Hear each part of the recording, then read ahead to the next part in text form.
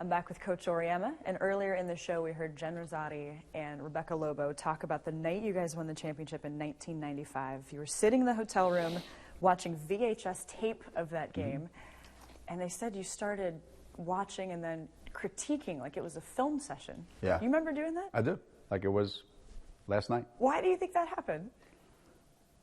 Because when you have some character flaws and you're emotionally unstable, like I am a lot of the times, you can't put a lid on that stuff all the time. So every time I watch us play on film, I get aggravated. Every single time? Every time.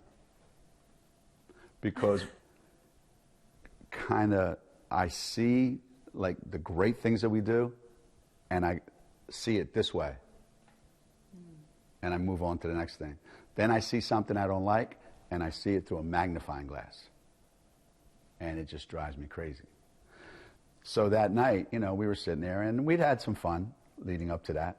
And it was late, and they all wanted to kind of pile in and kind of just be around each other and still feel that feeling.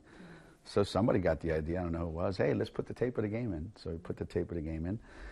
And they sat on the floor like it was, you know, movie time in third grade. Yeah. They all sat on the floor. A couple of them had chairs. And they're watching it. And they're booing the introductions like they are fans at the game. Really? The game they just played in, when the other team was being introduced, they were booing them. I was just laughing. I sat back there and I laughed. And actually, where I was sitting, Rebecca was sitting here, and we were just watching the game, you know, and I'm watching it. And everything's hunky-dory until we get to a point like 3 minutes into the game or something like that. I said, what was that? And they all looked, and it just kept playing. And about another minute goes by, 2 minutes. I said, what is that? Are you kidding me? And then another minute goes by. I said, hold that. Hey, can somebody stop that, please? I want to see that. And then a couple of them turned around, and one of them let me know that I was #1 in their life. Coach, you're #1. Thanks. I appreciate that. Do you have, after years of doing this, do you have a switch in your mind that you could flip off so you can smell the roses for a moment? I do, yeah, I do. I do. But one of the things that I think I'm blessed and I'm cursed with is I dwell a lot on what went wrong and how we have to fix it. And then when it's great, the first thing that pops into my mind is we have to do it again now.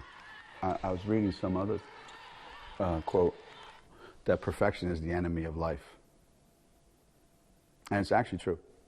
You can't live your life and have a life if you're pursuing perfection. It's impossible. Yet you demand perfection. No, I demand perfect effort. So it's not about being perfect, making every shot, winning every game, going undefeated, you know, winning the national championship every year. But maybe that's why we have 5 undefeated seasons. Because we try so hard to do that, you know, lo and behold, sometimes we get it right. One of those seasons was the 95 season, undefeated. A lot of your players say they have a very strong bond with you. Is there something about that team that's special? Probably because it was the first. You know, it was something that we all went through for the very first time. No one had ever seen anything like that before. Those players had never been to a Final Four. All of a sudden they look up and they're rock stars all over Connecticut. Yeah. People all over the country are talking about them. And yet, internally, we always kept it, wow, that's really cool, huh? If they never even touched the basketball, they were the kind of people you'd want to hang around with for 6 months, every day. The perfect team. You think you could replicate that? No. I just had this conversation with Rebecca the other day.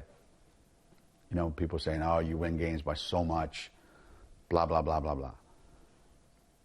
I said, Rebecca, didn't we win games just as bad when you were a junior and senior? She goes, yeah, kind of. But you guys are a lot better than we were in 95, today's team. She said that? Yeah. And no disrespect to the team I'm coaching now, but she's full of it. This team is the best team in the country right now. But? No buts. They're the best team in the Okay. country.